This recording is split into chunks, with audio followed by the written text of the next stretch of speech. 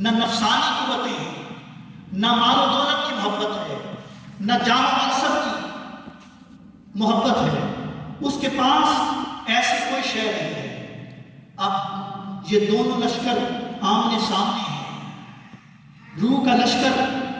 اس جنگ میں اداس کھڑا ہے، روح کا لشکر، روح کے سپاہی اس جنگ میں اداس کھڑے ہیں۔ میں نے روح کے کمانڈر سے پوچھا، اسے پوچھا کہ بتاؤ تم اداس کیوں؟ وہ کہنے لگے میرا جو مد مقابل ہے نفس امارہ، اس کے سپاہی وہ اس دنیا سے ہے، اسی کائنات سے ہے، اس کا خمیر اسی سفلی دنیا سے بنا ہے، اس لیے اسے ہر طرف سے کمک پہنچ رہی ہے۔ اس کے پاس شہوانی لذات ہے، اس کے پاس عورتوں کی محبت ہے، مال کی محبت ہے، جاہ و منصب ہے، پوری کائنات شرق سے لے کر غرب تک اسے کمک پہنچا رہی ہے، اس کی مدد کر رہی ہے۔ لیکن میں اس دیش میں پردیسی ہوں، روح کا کمانڈر کہتا ہے کہ میں اس دیش میں پردیسی ہوں، میرے پاس ان میں سے کوئی شے نہیں۔ اب بندہ پوچھتا ہے کہ روح کے کمانڈر تو بتا تیرا دیش کون سا ہے، تو کہاں سے آیا ہے؟ وہ کہتا ہے کہ میرا دیش وہ دیش ہے کہ جب رب نے فرمایا تھا الست بربکم، جب عالم ارواح میں ساری روحوں کو جمع کر کے رب کائنات نے فرمایا الست بربکم، کیا میں تمہارا رب نہیں ہوں؟ تو ساری روحوں نے جمع ہو کر جواب دیا قالوا بلا، بار تعالیٰ کیوں نہیں، تو ہی ہمارا رب ہے۔ تو روح کا کمانڈر کہتا ہے کہ میرا دیش تو مالا یالا ہے، میرا اصل دیش، اصل وطن وہ تھا کہ جب رب کی، جہاں پر رب کی قربت تھی، رب کا وصال تھا، رب کا دیدار تھا، اس کے کرم اور رحمت کی بارش تھی، اس کے انوار تجلیات کا ظہور تھا، ورود تھا، میں اس دیش میں رہتی تھی۔ روح کہتی ہے میں اس دیش میں رہتی تھی کہ جب جان دائیں دیکھتے تھے تو دائیں طرف ملائکہ ہی ملائکہ نظر آتے تھے، بائیں طرف دیکھتے تھے تو ارواح انبیاء نظر آتی تھی، نیچے دیکھتے تھے تو عرش تھا اور ملکوت کی کائنات تھی۔ میں اس دیش میں بڑی خوش تھی۔ روح کہتی ہے، روح کا کمانڈر کہتا ہے کیونکہ اس وطن میں تھے، اب مجھے جسم کے اس پنجرے میں بند کر دیا گیا، جسم کے اس پنجرے میں بند کر دیا گیا، اور اس پنجرے میں بند کر کے اب میری جو اصل وطن ہے اس سے مجھے کاٹ دیا گیا، اس سے جدا کر دیا گیا۔ اب یہاں پر میرا مدد کرنے والا کوئی نہیں، میرا مدد کرنے والا کوئی نہیں۔ اور مولانا روم کہتے ہیں اسی شے کو، اسی مضمون کو مولانا روم بیان کرتے ہیں، وہ فرماتے ہیں کہ یہ بانسری سے پوچھو کہ یہ کیا حکایت بیان کر رہی ہے، بشنو از چوں حکایت میں کنت، اس بانسری سے پوچھو کہ وہ کیا حکایت بیان کرتی ہے۔ اگر تم کسی وقت کسی گاؤں میں کسی جگہ تمہارا سفر ہو اور وہاں پر بانسری کی لے سنو، بانسری کی آواز سنو، تو بانسری کی آواز غور سے سنو تو وہ ایک قصہ بیان کر رہی ہے، وہ ایک حکایت بیان کر رہی ہے، وہ ایک داستان بیان کر رہی ہے، وہ ہجر و غم کی ایک کیفیت بیان کر رہی ہے۔ اس کیفیت کو کوئی نہیں سمجھتا ہے، اور جو اس کیفیت کو سمجھتا ہے وہ بھی اس بانسری کی لے کو سن کر اسی غم اور فراق میں ڈوب جاتا ہے۔ مولانا روم کہتے ہیں کہ وہ بانسری سے مراد روح ہے، بانسری سے مراد روح ہے، اور روح کیا قصہ بیان کرتی ہے؟ وہ بانسری کی روح کہتی ہے کہ میرا اصل وطن وہ درخت تھا، میں کبھی درخت کی کا حصہ ہوا کرتی تھی، اور جب تک میں اس کا حصہ تھی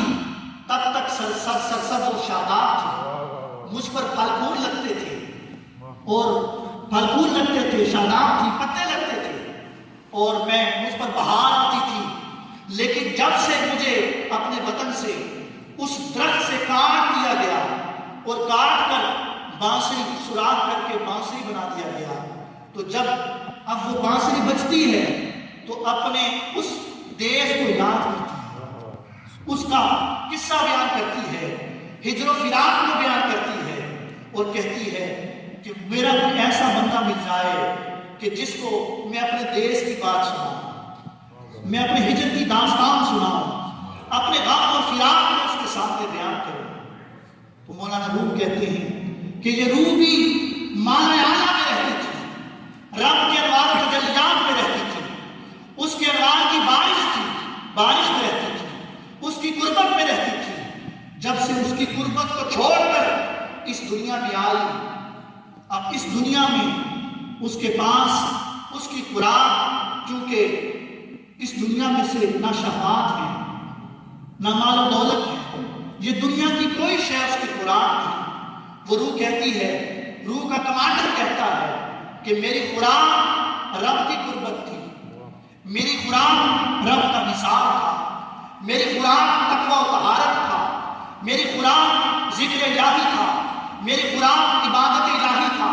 میری خوراک اس کے پیارے محبوب کی محبت تھی. اور اس دنیا میں, اس جنگ میں نفس کے کمانڈر کے پاس جو اسلحہ ہے, جو خوراک ہے, وہ تو پوری دنیا سے مل رہی ہے, لیکن مجھے میری خوراک نہیں مل رہی, اس لیے میں یہ جنگ ہار رہی ہوں. من کی اس کائنات میں یہ جنگ ہار رہی ہوں. اور وہ کہتی ہے کیونکہ میرا سوداگر کوئی نہیں. روح کا کمانڈر یہ کہتا ہے کہ یہ سودا لینے والا کوئی نہیں اور مجھے خوراک دینے والا کوئی نہیں. اب ہوتا کیا ہے کہ اس جنگ میں نفس امارہ, نفس اور اس کا لشکر جیت جاتا ہے اور روح ہار جاتی ہے, روح ہار جاتی ہے. اب کچھ لوگ کہتے ہیں جو جن کی خواہش یہ ہے کہ روح کا لشکر جیت جائے, من کی کائنات میں روح کا کمانڈر جیت جائے, اس کے سپاہی جیت جائے. غور کرتے ہیں باری تعالیٰ کیا کوئی ایسا راستہ ہے کہ روح کا کمانڈر جیت جائے, روح کا لشکر جیت جائے, مولا تیرا لشکر جیت جائے اور شیطان کا لشکر اور نفس کا لشکر ہار جائے؟ رب کائنات فرماتا ہے ہاں, اگر اس کا تم حال چاہتے ہو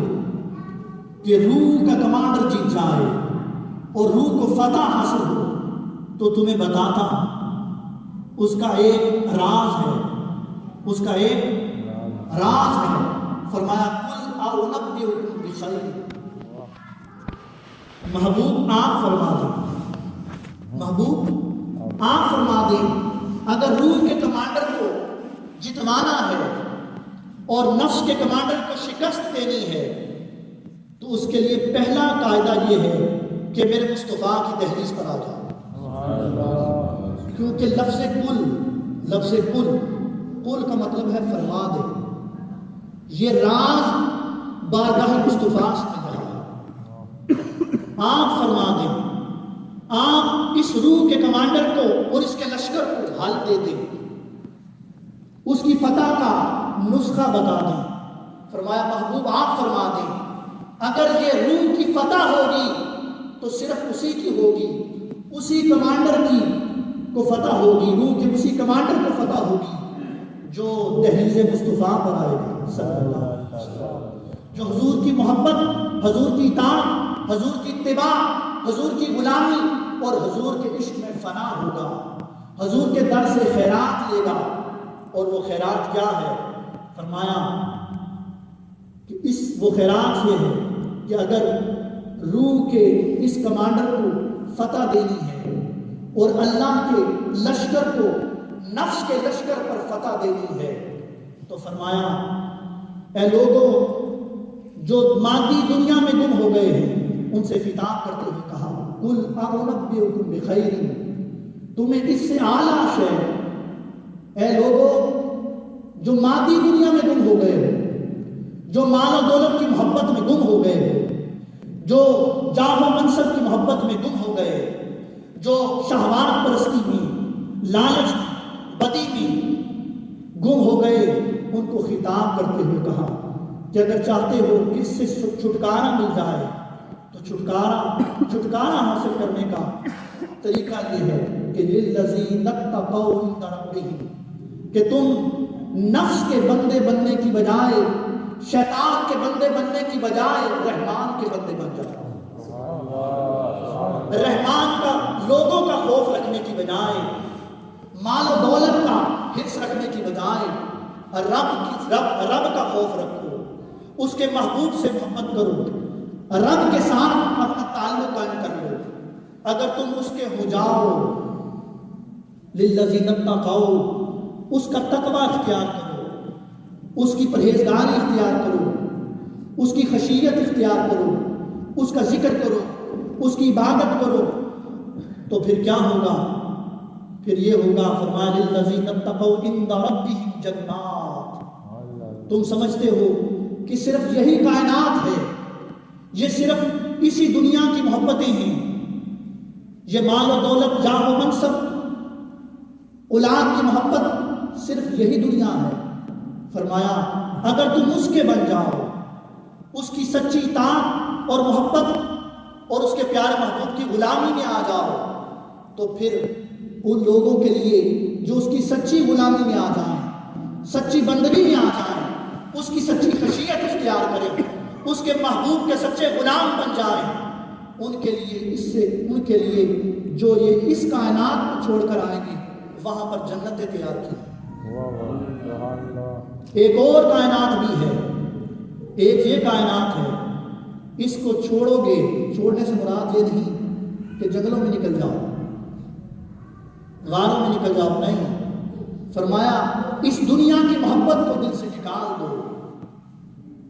عورتوں کی محبت کو دل سے نکال دو، جاہ و منصب کی محبت کو دل سے نکال دو، دنیا کی دنی گھٹیا محبتوں کو دل سے نکال دو۔ اگر اس محبت کو نکال کر اس وحدہ لا شریک کی محبت کو اپنا دو، اس کے پیارے محبوب صلی اللہ علیہ وسلم کی محبت کو اپنا لو، اس کی خشیت اختیار کرو، تو پھر تمہارے لیے وہ جنتیں ہیں، تجری من تحت الانہار، جن کے نیچے نہریں بہتی ہیں، جن کے نیچے نہریں بہتی ہیں۔ فرمایا اور پھر نہ صرف ایک جنت کا ذکر کیا بلکہ فرمایا جنات،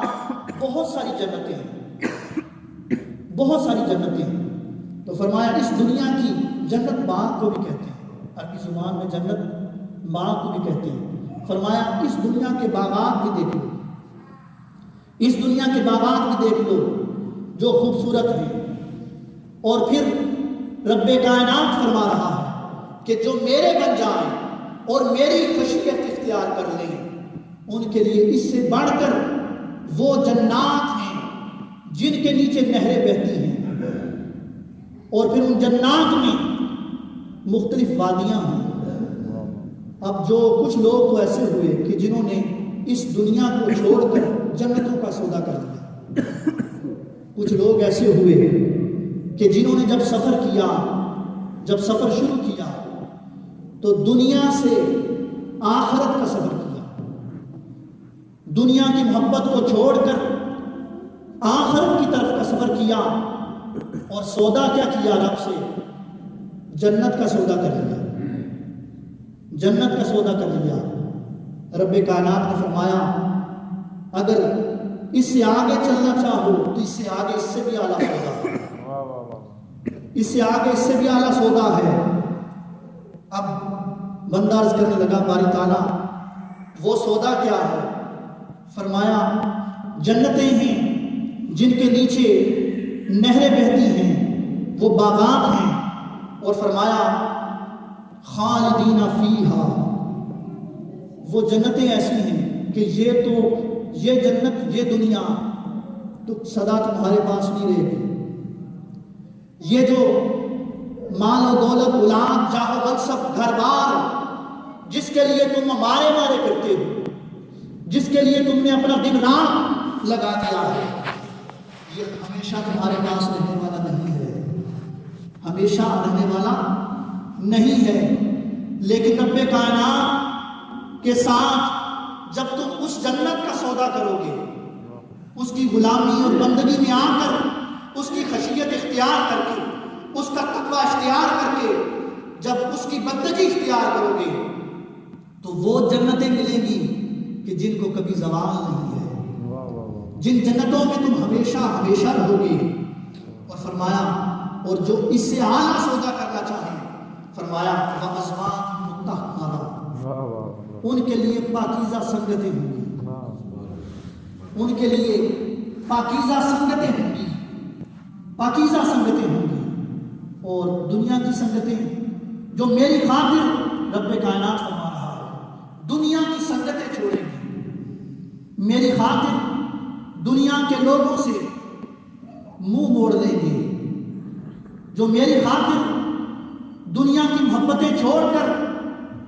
میرے ساتھ آخرت کا سودا کریں گے، ان کے لیے پہلا انعام تو جنتیں ہوں گی جن کے نیچے نہریں ہوں گی، جس میں وہ ہمیشہ رہیں گے۔ اور اس سے بڑھ کر یہ ہوگا کہ ان کے لیے پاکیزہ سنگتیں ہوں گی، ان کے لیے امام جعفر صادق کی سنگت ہوگی، ان کے لیے امام اعظم ابو حنیفہ کی سنگت ہوگی، ان کے لیے امام شافعی کی سنگت ہوگی، ان کے لیے جنید بغدادی کی سنگت ہوگی، ان کے لیے غوث اعظم شیخ عبد القادر جیلانی کی سنگت ہوگی، ان کے لیے سیدنا علی مرتضیٰ شیر خدا کی سنگت ہوگی، ان کے لیے حضرت عثمان غنی کی سنگت ہوگی، ان کے لیے حضرت عمر فاروق رضی اللہ تعالیٰ کی سنگت ہوگی، ان کے لیے حضرت ابوبکر صدیق رضی اللہ تعالیٰ کی سنگت ہوگی، ان کے لیے انبیاء کی سنگتیں ہوں گی، اور ان کے لیے تاجدار کائنات کی سنگت ہوگی۔ تم اگر دنیا کی سنگتیں چھوڑو گے، ان کی محبت چھوڑو گے میری خاطر، تو میں تمہیں اس سے اعلیٰ سنگتیں دوں گا، اس سے اعلیٰ سنگتیں دوں گا۔ اور فرمایا اور جو اس سے بھی اعلیٰ سودا کرنا چاہیں، اس سے بھی اعلیٰ سودا کرنا چاہیں، تو فرمایا وَرِضْوَانٌ مِّنَ اللَّهِ، انہیں حکم ہوگا تم نے میری جنات بھی دیکھ لی، نہریں بھی دیکھ لی، سنگتیں بھی دیکھ لی، اب جو اس سے بھی اعلیٰ سودا کرتا ہے رب سے، رب کی رضا کی خاطر، انہیں حکم ہوگا کہ اب تم وادی رضوان میں آ جاؤ، یہ میری رضوان کی وادی ہے، یہ میری رضا کی وادی ہے۔ رب فرمائے گا ان لوگوں سے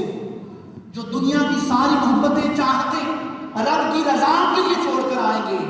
انہیں حکم ہوگا کہ وہ رب کی رضوان کی وادی میں داخل ہو جائیں۔ اور فرمایا اور جو اس سے بھی اعلیٰ سودا کرنا چاہے ان کے لیے حکم ہوگا، اب یہ اللہ کے عاشق ہوں گے، جو اللہ کے عشاق اور دیوانے ہوں گے، جنہوں نے دنیا کی سفلی محبتیں صرف رب کے دیدار کے لیے چھوڑی ہوں گی، جنہوں نے دنیا کا جاہ و منصب، مال و دولت، اولاد کی محبت صرف رب کے دیدار کے لیے چھوڑی ہوگی، ان کے لیے حکم ہوگا کہ تم نے سب کچھ جنت کا دیکھ لیا۔ اور وہ کہیں گے، وہ لوگ کہیں گے، حدیث شریف میں آتا ہے کہ وہ لوگ کچھ ایسے، جنت میں کچھ لوگ ایسے ہوں گے کہ جو اداس کھڑے ہوں گے، جنت میں کچھ لوگ ایسے ہوں گے جو اداس ہوں گے۔ اللہ رب العزت ان سے پوچھے گا کہ تم اداس کیوں ہو؟ وہ کہیں گے، اللہ تعالیٰ ان سے پوچھے گا کہ بتاؤ تمہیں میری جنت پسند نہیں آئی، اس کے بعد بہار نہریں، اس کا حسن پسند نہیں آیا؟ وہ کہیں گے باری تعالیٰ تیری جنت بڑی حسین ہے، اس میں ساری نعمتیں ہیں، لیکن رب ان سے پھر پوچھے گا یہ بتاؤ جب جنت بھی حسین ہے،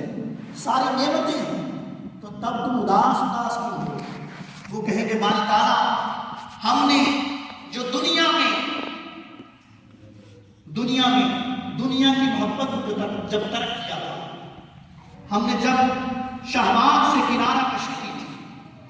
جب ہم نے مال و دولت کو سب کو چھوڑ کر تیری محبت اختیار کی تھی، جب ہم نے اولاد بیوی بچوں کی محبت چھوڑ کر صرف تیری رضا کے لیے ان کو ترک کر دیا تھا، ہمارا صرف ایک ہی مقصد تھا، ہمیں جنت کی بھی لالچ نہیں تھی، ہمیں حور و غلمان کی لالچ نہیں تھی، ہم نے یہ سب کچھ جنت کی حسین وادیوں کے لیے نہیں کیا تھا۔ وہ اللہ تعالیٰ پوچھے گا کہ پھر کس لیے کیا تھا؟ وہ کہیں گے باری تعالیٰ تو بہتر جانتا ہے کہ ہم نے یہ سب کچھ فقط اور فقط تیرے دیدار کے لیے کیا تھا۔ نعرہ تکبیر۔ اللہ برائے رسالت یا رسول حدیث شریف میں ہے اللہ تعالیٰ فرمائے گا اچھا تو فرشتوں کو حکم دے گا حدیث شریف میں کہ فرشتوں سارے حجابات اٹھا دو، سارے پردوں کو ہٹا دو، یہ میرے کو عاشق ہیں جنہوں نے میرے دیدار کی خاطر دنیا کی ہر شے کو چھوڑ دیا اور میرے دیدار کی خاطر آخرت کی ہر محبت کو ترک کر دیا، اب پردے ہٹا دو، میں تو اپنا دیدار عطا کر رہا ہوں۔ فرمایا اللہ بصیر بالعباد، اور اللہ بندوں کو تک رہا ہوگا اور وہ بندے اللہ کو تک رہے ہوں گے، وہ بندے